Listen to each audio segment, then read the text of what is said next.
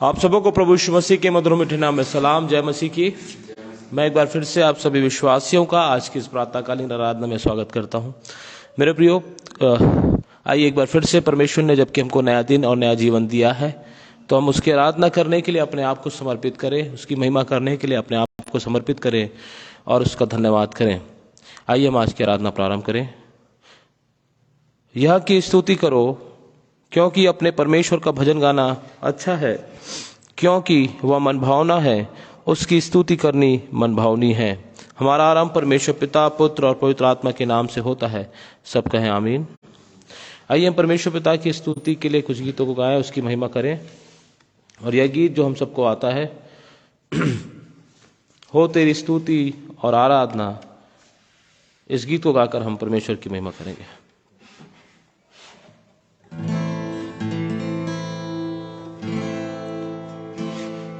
हो तेरी स्तुति और आराधना करता हूँ मैं तुझसे ये प्रार्थना, महिमा से तेरी तू इस जगह को भर, जो भी तू चाहे तू यहाँ पे कर।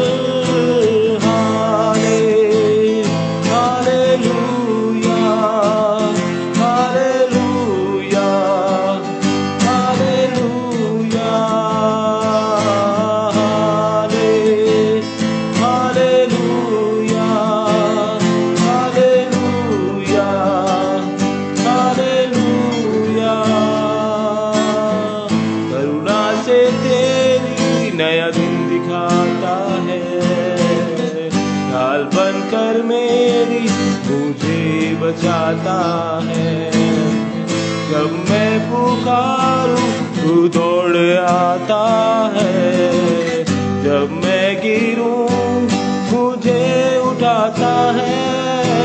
हाले हालेलुया हालेलुया हालेलुया।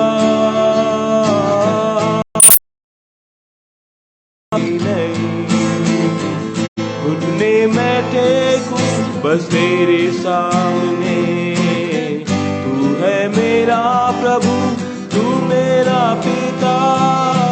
हाले हालेलुया हालेलुया हालेलुया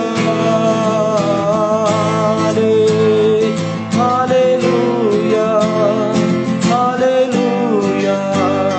हालेलुया तेरी स्तुति और आराधना करता हूँ मैं तुझसे ये प्रार्थना, महिमा से तेरी तू इस जगह को भर, जो भी तू चाहे तू यहाँ पे कर। हाले हालेलुया हालेलुया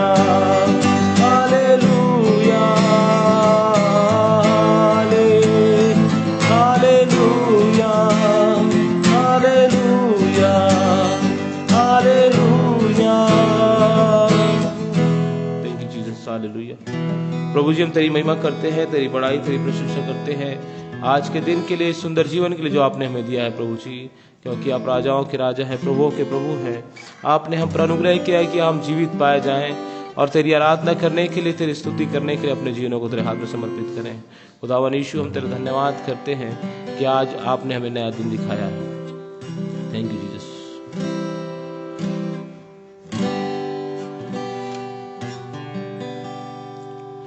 तू मेरा शरण स्थान, तू मेरा गढ़ है,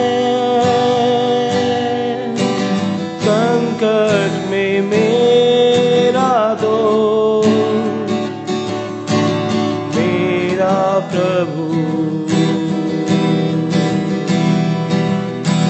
तू मेरा शरण स्थान, तू मेरा गढ़ है,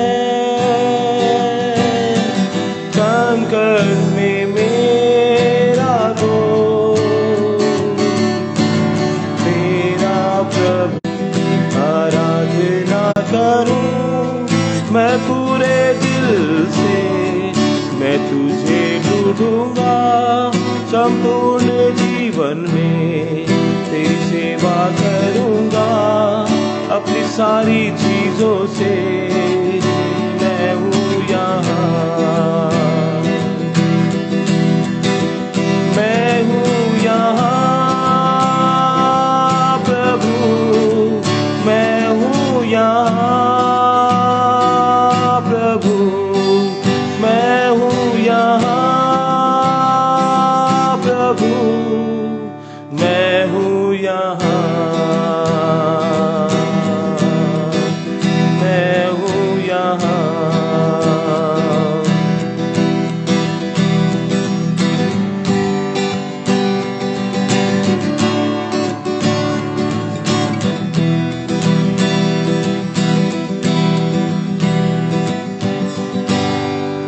तू मेरा चरवाहा, मुझको चराएगा, मुझको संभालेगा,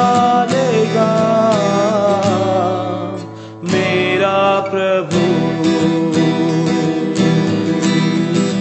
तू मेरा चरवाहा, मुझको चराएगा,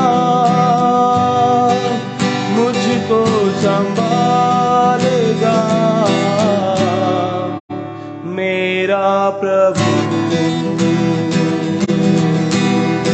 आराधना करूं मैं पूरे दिल से, मैं तुझे ढूंढूंगा, संपूर्ण जीवन में तेरी सेवा करूंगा, अपनी सारी चीजों से मैं हूँ यहाँ। सब गाएं। मैं हूँ यहाँ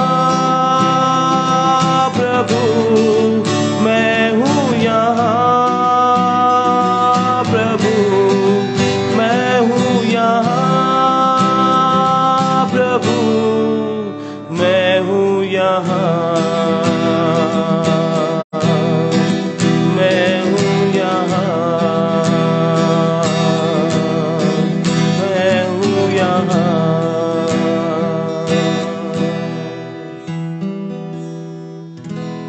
थैंक यू जीसस। हम तेरी महिमा करते हैं प्रभु जी, हम तेरी बड़ाई करते हैं खुदावन प्रभु जी। हम कहते हैं तू मेरा शरण स्थान, तू मेरा पास करते हैं जो भजन संहिता 23 में मिलता है। तो हमारा चरवाहा है, तो हमें कोई घटी में नहीं होने देता, और चाहे हम घोर अंधकार से भरी होकर तराई में होकर चलें तो अभी तू हमारे साथ रहता है। तेरे सोटे और तेरी लाठी से हमें शांति मिलती है।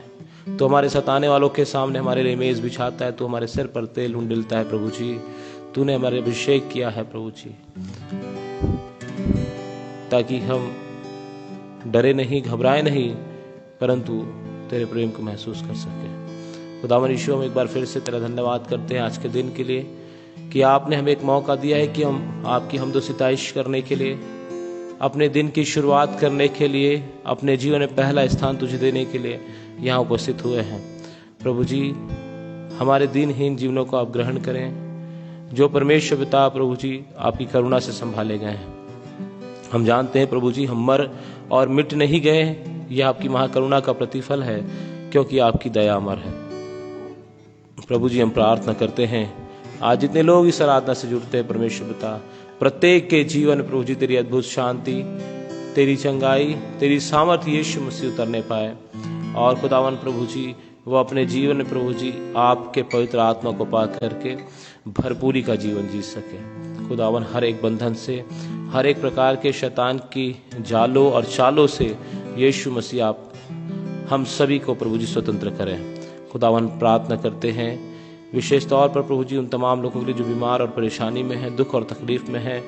प्रभु जी, हम तेरी पूर्ण चंगाई के लिए, तेरी पूर्ण सामर्थ्य के लिए हम प्रार्थना करते हैं। प्रभु जी, आप उनके जीवन में अपनी सामर्थ्य को उंडेल दीजिए, अपने अनुग्रह को उंडेल दीजिए प्रभु जी, ताकि तेरी महिमा हो, वो पूर्णतः चंगाई पाए और प्रभु जी तेरी महिमा के लिए गवाही के कारण बनने वाले हो सके। हम प्रार्थना करते हैं परमेश्वर पिता प्रभु जी, आज की इस प्रातःकालीन आराधना में तेरी आशीष को चाहते हैं प्रभु जी। हम प्रार्थना करते हैं जिन जगहों में परमेश्वर पिता विश्व में बाढ़ आए हैं, बहुत से घर प्रभु जी क्षतिग्रस्त हुए हैं, बहुत से लोग प्रभु जी अपने जीवन को परमेश्वर पिता प्रभु जी कठिनाइयों में परिस्थितियों में देख रहे हैं प्रभु जी। हम प्रार्थना करते हैं उन जगहों पर तेरी शांति हो प्रभु जी, उन जगहों पर परमेश्वर पिता तेरे मददगार लोग पहुंचने पाए, उन जगहों पर परमेश्वर पिता सुरक्षा हो, उन जगहों पर भोजन हो प्रभु जी, उन जगहों पर कपड़े हो परमेश्वर पिता, ताकि बाढ़ की स्थिति में भी परमेश्वर पिता, प्राकृतिक आपदा की स्थिति में भी प्रभु जी परमेश्वर पिता तेरे प्रेम को लोग महसूस करने वाले हो सकें। खुदावन यीशु, हम साथ ही प्रार्थना करते हैं कि आप हमें दर्शन दीजिए, आप अपने अनुग्रह दीजिए प्रभु जी, कि हम इस रीति से परमेश्वर पिता तेरे कार्यों को करने वाले हो सकें प्रभु जी। जो लोग प्रभु जी उनकी सहायता और सेवा करते हैं परमेश्वर पिता, आप उनके संग और साथ रहें प्रभु जी। प्रभु जी इस प्रातःकालीन आराधना में जुड़े हैं प्रभु जी, आप हमें एक मन और प्रभु जी एक हृदय होकर के तेरी आराधना करने के लिए सहायता कीजिए। हम प्रार्थना करते हैं प्रभु जी, हमारी तमाम कमी घटियों को आप दूर करें, और हम जैसे भी हैं प्रभु जी, हम अपने आप को तेरे पास लेकर के आते हैं। आप हमें ग्रहण करें और प्रभु जी अपनी महिमा करवाएं। आगे के वचन को परमेश्वर पिता, आगे की मेडिटेशन को हम तेरे हाथ में सौंपते हैं और चाहते हैं प्रभु जी आप हमारी सहायता करें। खुदावन यीशु मसीह के नाम से दुआ मांगते हैं।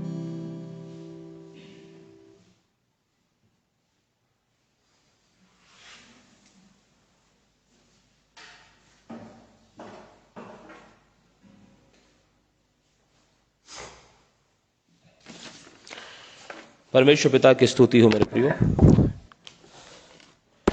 आइए हम परमेश्वर के वचन से आज के मनन के लिए निकाल लें भजन संहिता 34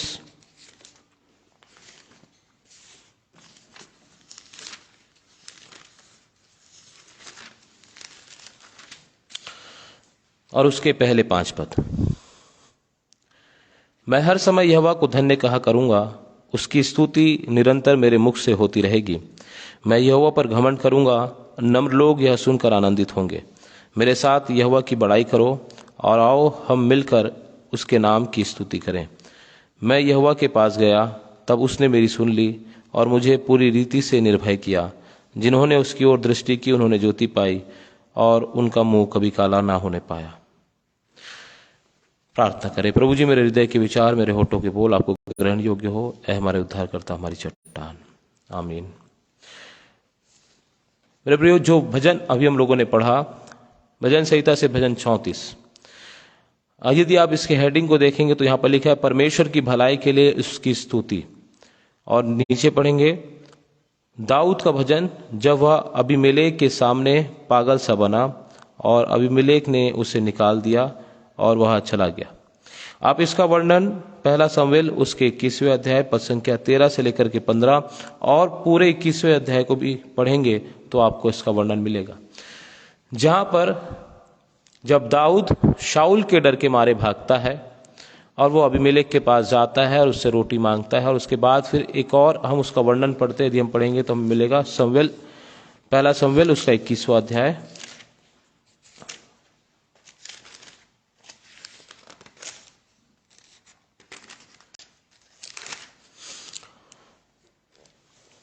और हम इसको पढ़ेंगे 90 पद से।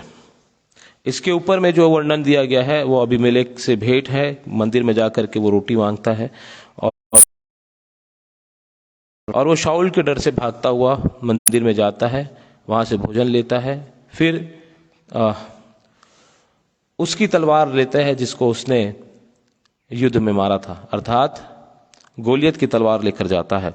उसके बाद हम देखते हैं 90 पद से, याजक ने कहा, हाँ फलिस्ती गोलियत जिसे तूने एला तराई में घात किया, उसकी तलवार कपड़े में लपेटी हुई एपोद के पीछे रखी है। यदि तू उसे लेना चाहे तो ले ले, उसे छोड़, और कोई यहाँ नहीं है। दाऊद बोला, उसके तुल्य कोई नहीं, वही मुझे दे। तब दाऊद चला और उसी दिन शाऊल के डर के मारे भागकर गत के राजा आकीश के पास गया, और आकीश के कर्मचारियों ने आकीश से कहा, क्या वह उस देश का राजा दाऊद नहीं है? क्या लोगों ने उसी के विषय नाचते नाचते एक दूसरे के साथ यह गाना ना गाया था कि शाऊल ने हजारों को और दाऊद ने लाखों को मारा। दाऊद ने ये बातें अपने मन में रखी और गत के राजा आकीश से अत्यंत डर गया। तब उसने उनके सामने दूसरी चाल चली और उनके हाथ में पड़कर पागल सा बन गया और फाटक के किवाड़ों पर लकीरें खींचने और अपनी लार अपनी दाढ़ी पर बहाने लगा। तब आकीश ने अपने कर्मचारियों से कहा, देखो वह जन तो बावला है, तुम उसे मेरे पास क्यों लाए हो? क्या मेरे पास बावलों की कुछ घटी है कि तुम उसको मेरे सामने बावलापन करने के लिए लाए हो? क्या ऐसा जन मेरे भवन में आने पाएगा? मेरे प्रियो, यहाँ पर हम देखते हैं जो पहला वचन लिखा, मैं हर समय यहोवा का धन्य कहूंगा और उसकी स्तुति निरंतर मेरे मुख से होती रहेगी। मैं यहोवा पर घमंड करूंगा, नम्र लोग यह सुनकर आनंदित होंगे। इस भजन में हम देखते हैं कि दाऊद इस भजन को लिखने के लिए जो मोटिवेशन पा रहा है, जो प्रेरणा पा रहा है, वो एक घटना से पा रहा है। जब वो लगभग मरने वाला था, लगभग उसकी मृत्यु तय थी, क्योंकि वो आकीश के हाथ में पड़ गया था, क्योंकि वो राजा है और दाऊद दूसरे देश का राजा है। यदि आकीश चाहता तो दाऊद को मार सकता था, क्योंकि वो आसानी से उनके हाथों में पड़ गया था। और ऐसा हम इसलिए भी कह सकते हैं क्योंकि दाऊद अभी तक पूर्ण रूप से राजा नहीं बना। राजा होने की घोषणा हुई है और जब उसने गोलियत को मारा तो गोलियत को मारने के बाद लोगों ने उसकी प्रशंसा, जो हम लोगों ने पढ़ा, उस प्रकार से की कि शाऊल ने हजारों को मारा लेकिन दाऊद ने लाखों को मारा। एक गोलियत की मृत्यु, एक गोलियत को हराना लाखों को हराने के बराबर गिना गया है बाइबल में, और इसी का हम वर्णन पाते हैं।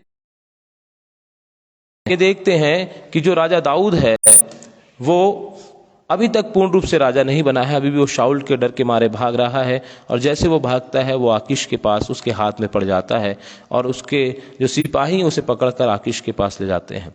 लेकिन आकीश कहता है कि आकीश के सामने वो नॉर्मल बिहेव ना करके एक पागल सा, एक बावला सा बिहेव करता है। और हम देखते हैं कि उसको बुद्धि, वो समझ परमेश्वर ने दी और वहां पर वो उनके हाथ से बचने के लिए इस प्रकार से काम करता है। तो वहां पर वो मृत्यु की तराई में है, वहां पर वो ऐसी परिस्थिति में है कि उसके प्राण कभी भी लिए जा सकते हैं।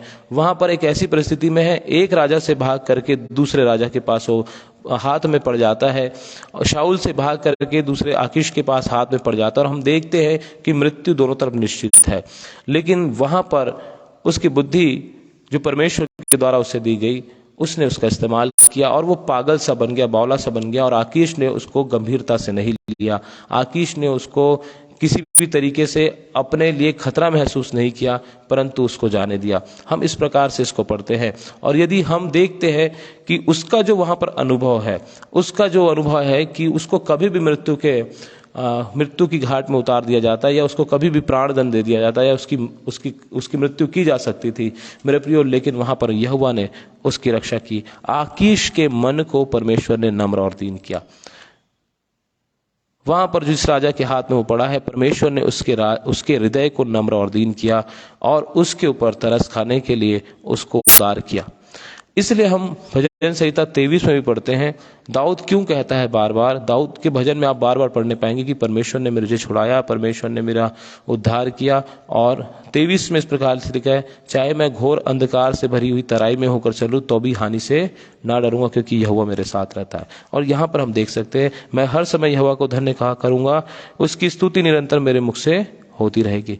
ये भजन 34 और भजन 25 एक जैसे भजन है, जहां पर आपको परमेश्वर की बड़ाई करते हुए दाऊद का मन प्रकट दिखेगा। और हम इस पूरे भजन में, 34वें भजन में दो चीजों को देखते हैं, दो पार्ट में ये भजन है। एक इसमें है परमेश्वर के प्रति धन्यवाद, परमेश्वर के प्रति आभार, जिसमें वो खुद को परमेश्वर की महिमा करने के लिए प्रेरित कर रहा है, और दूसरी बात, खुद को वो शिक्षा दे रहा है। जो एक भाग इसका पढ़ता है 11वें पद से, उसमें हे लड़कों आओ मेरी सुनो, मैं तुमको यहोवा का भय मानना सिखाऊंगा। अब वो खुद से शिक्षा दे रहा है, जो उसका अनुभव हुआ है। पहली बात तो वो अनुभव करके परमेश्वर को धन्यवाद कर रहा है कि मेरे साथ जो हुआ उसके लिए मैं परमेश्वर का धन्यवाद करता हूं। और उसके बाद 11वें पद से जो उसका अनुभव है उसको वो शिक्षा में प्रस्तुत कर रहा है। सबको शिक्षा दे रहा है। अब वो शिक्षा देने के लिए निपुण है, क्योंकि उसने ईश्वर को इतना अनुभव कर लिया है कि वो शिक्षा देने लायक है। हम क्या सीख सकते हैं इस पहले 2 पद से, ये 5 पदों से? मेरे प्रिय, ये 5 पद हमें यहोवा पर भरोसा रखने के लिए, यहोवा पर निर्भर रहने के लिए प्रेरित करते हैं। और परिस्थिति कैसी भी क्यों ना हो, जीवन में कैसी भी परिस्थिति क्यों ना हो, देखिए दाऊद जो है, एक राजा शाऊल के हाथ से भाग रहा है, दूसरे राजा के हाथ में पड़ता है, तो भी वो क्या कहता है? मैं हर समय यहोवा को धन्य कहा करूंगा, उसकी स्तुति निरंतर मेरे मुख से होती रहेगी। हम कब तक परमेश्वर का धन्यवाद कर सकते हैं? हम कब तक परमेश्वर की स्तुति कर सकते हैं? हम कब तक परमेश्वर की महिमा कर सकते हैं? मेरे प्रियो, जब हम कंफर्टेबल जोन में होते हैं, जब हम सुकून के जीवन में होते हैं, जब सब चीज अच्छा चलता है, हम परमेश्वर की बड़ाई करते हैं, हम धन्यवाद करते हैं, हम धन्यवादी चढ़ाते हैं, हम सब कुछ करते हैं। लेकिन जब विपरीत परिस्थितियां आती है, जब जान का खतरा बन जाता है, जब समस्याएं जीवन में उमड़ जाती है, क्या उस समय भी हम दाऊद के समय के समान कह सकते हैं कि मैं हर समय यहोवा का धन्यवाद करूंगा, उसकी स्तुति निरंतर मेरे मुख से होती रहेगी? क्या हम ऐसा कह सकेंगे? आज इसी बात पर हम थोड़ी देर मनन करेंगे। और देखिए, दूसरे पद में लिखा है, मैं यहोवा पर घमंड करूंगा, नम्र लोग यह सुनकर आनंदित होंगे। मेरे साथ यहोवा की बड़ाई करो और आओ हम मिलकर उसके नाम की स्तुति करें। दाऊद एक इन्विटेशन भी दे रहा है, एक न्योता भी दे रहा है कि आओ हम यहोवा की बड़ाई करें और आओ मिलकर हम उसके नाम की स्तुति करें। जब किसी के जीवन में उपकार होता है, किसी के जीवन में परमेश्वर का कार्य होता है, मेरे प्रिय, वो आनंदित हो जाता है और अपने आनंद में दूसरों को भी न्योता देता है। और ये न्योता परमेश्वर की आराधना करने का, उसकी स्तुति करने का इसलिए है क्योंकि परमेश्वर ने दाऊद को बड़े संकट से छुटकारा दिया है, दाऊद को विपरीत परिस्थिति से भी छुटकारा दिया है। और वो इसलिए कह रहा है कि मैं हर समय परमेश्वर का धन्यवाद करूंगा, चाहे परिस्थिति अनुकूल हो या प्रतिकूल हो, अच्छी हो या बुरी हो, मैं परमेश्वर का धन्यवाद करूंगा। क्या हम इस प्रकार से कह पाएंगे? क्या हम इस प्रकार से कह सकते हैं अपने जीवन की हर परिस्थिति में, दुख में, तकलीफ में, पीड़ा में, समस्या में, कि मैं हर समय यहोवा का धन्यवाद करूंगा? मेरे प्रियो, धन्यवाद करना परमेश्वर की महिमा करना है, स्तुति करना परमेश्वर की महिमा करना है, उसकी बड़ाई, उसकी प्रशंसा करना परमेश्वर की महिमा करना है। और यदि हम सच्चे मसीही हैं, यदि हम सच में प्रभु को, परमेश्वर को अनुभव करते हैं, तो हम यदि परीक्षा में भी हों तो हमको इस बात का यकीन होना चाहिए कि परमेश्वर हमको परीक्षा से, समस्याओं से छुटकारा देने के लिए सबल है, उसमें सामर्थ है। हो जाए, परमेश्वर हमको सारी परिस्थितियों से, सारी शैतान की चालों से, सारी तकलीफों से छुटकारा देने के लिए हमारे साथ खड़े रहने वाला परमेश्वर है। इसलिए वो कहता है, मैं यहोवा के पास गया, तब उसने मेरी सुन ली और मुझे पूरी रीति से निर्भय किया।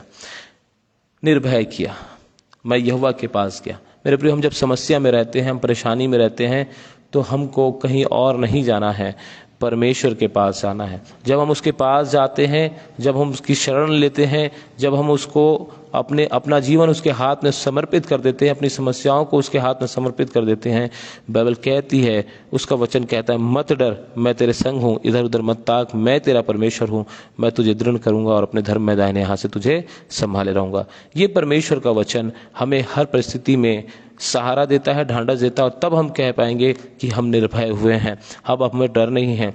क्योंकि 5वें पद में लिखा है, जिन्होंने उसकी ओर दृष्टि की उन्होंने ज्योति पाई, उनका मुंह काला होने ना पाया। मेरे प्रियो, हम यदि परमेश्वर पर भरोसा रखेंगे तो बाइबल कहती है, यदि हम उस पर दृष्टि करेंगे, उस पर भरोसा रखेंगे, तो हमारा मुंह काला होने नहीं पाएगा, परंतु हम ज्योतिर्मय होंगे, हम महिमामान होंगे, हम परमेश्वर की आराधना, स्तुति कठिन से कठिन परिस्थिति में भी कर पाएंगे, दाऊद के समान। दाऊद कहता है, मैं हर समय यहोवा का धन्यवाद करूंगा। क्यों कहता है? क्योंकि वो परमेश्वर की शरण लेता है, परमेश्वर पर निर्भर रहता है, कठिन समय में भी वो परमेश्वर की स्तुति करता है। यदि मैं और आप ऐसा करेंगे तो हम आशीष को पाएंगे। देखिए, और नीचे हम पढ़ते हैं, तो इस दिन जन ने पुकारा, तब यहोवा ने सुन लिया और उसको उसके सब कष्टों से छुटकारा दिया। ये दाऊद का अनुभव हम पढ़ रहे हैं। जब वो दोनों राजाओं से बचकर भाग रहा था, एक के हाथ में वो पड़ गया, तो वहां पर वो इतना दीन, इतना नम्र हो गया, अपने आप को शून्य कर दिया, कि हम देखते हैं कि जब उसने ऐसी परिस्थिति में पुकारा तो वो कहता है कि इस दीन जन ने पुकारा, तब यहोवा ने सुन लिया और उसको उसके सब कष्टों से छुड़ा लिया। यहोवा के डरवैयों के चारों ओर उसका दूत छावनी किए उसको बचाता है। परख कर देखो कि यहोवा कैसा भला है, क्या ही धन्य है वह पुरुष जो यहोवा की शरण लेता है। हे यहोवा के पवित्र लोगों, उसका भय मानो, क्योंकि उसके डरवैयों को किसी बात की घटी नहीं होती। जवान सिंहों को तो घटी होती है और वे भूखे भी रहते हैं, परंतु यहोवा के खोजियों को कभी किसी भली वस्तु की घटी नहीं होती। ये 10 पद उसके पर्सनल एक्सपीरियंस है। ये 10 पद जो है वो उसके अनुभव हैं, जब वो सकेती में था, जब वो समस्या में था, तब जो उसने अनुभव किया।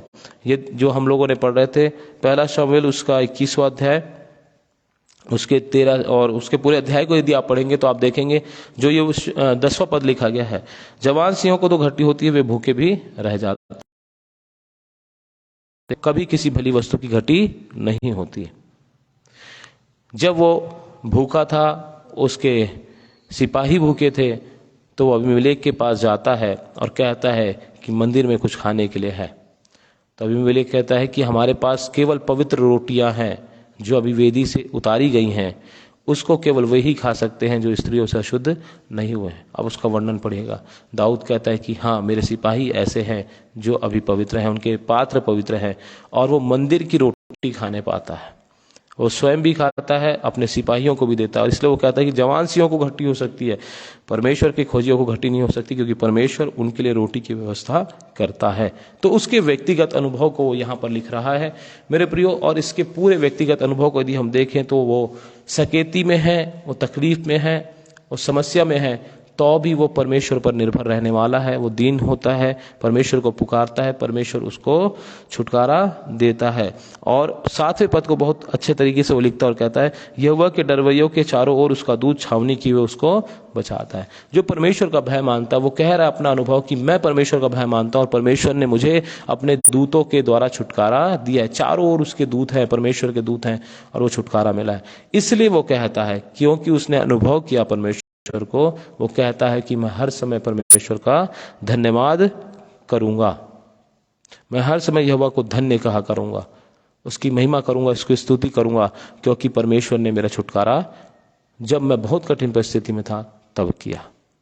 इसलिए हम देखते हैं कि हर एक मसीही को भी अपने जीवन की कठिन परिस्थिति में परमेश्वर पर निर्भर रहना चाहिए, दीन होकर परमेश्वर से प्रार्थना करना चाहिए, उसकी ओर दृष्टि करना चाहिए, उससे सहायता मांगनी चाहिए, परमेश्वर से सहायता मांगनी चाहिए। और तब परमेश्वर अपने दूतों को भेजकर हमारे चारों ओर क्या देगा?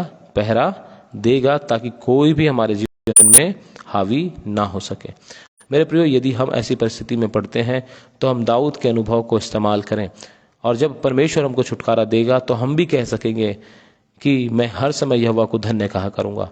हमारे जीवन में परमेश्वर को धन्य कहने के लिए पर्याप्त कारण है मेरे प्रियो, और हमें हर समय उसकी स्तुति करने की आवश्यकता है, क्योंकि वो हमें माँ के गर्भ से लेकर अब तक बचाता आया है, छुड़ाता आया है। यदि हम कोई समस्या में है, कोई बीमारी में है, कैसी भी तकलीफ में क्यों ना हो, हम परमेश्वर को अनुभव करें, उसको पुकारें, वो हमारी प्रार्थना को जरूर सुनेगा। आइए प्रार्थना करें।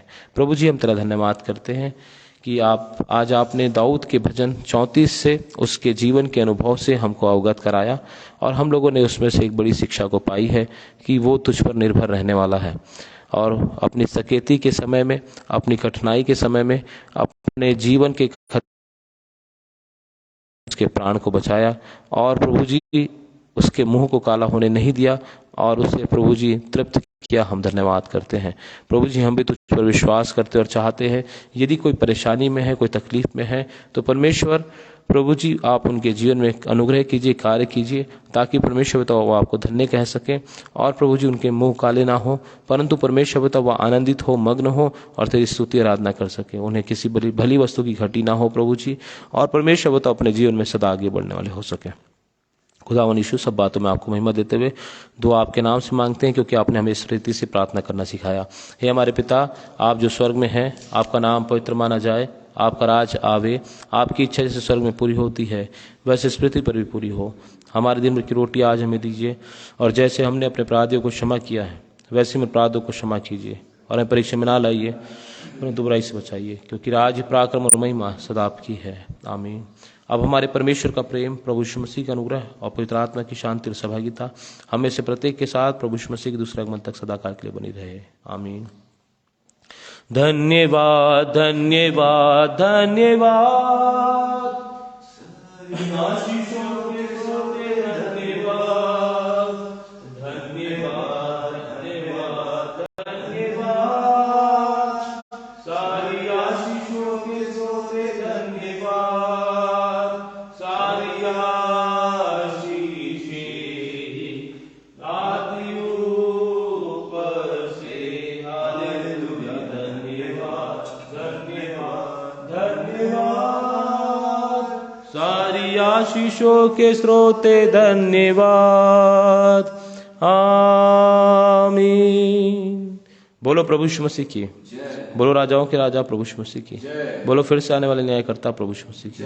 प्रभु यीशु मसीह हम सभी को आशीषित करे। मेरे प्रियो, आप लोगों से निवेदन है और आप लोग से क्षमा भी है कि आज मोबाइल के सही से काम ना करने की वजह से आराधना हम लोगों ने देर से शुरू की, तब पर भी आप लोगों ने इस आराधना को गंभीरता से लिया, आप इसमें शामिल हुए, उसके लिए धन्यवाद करते हैं।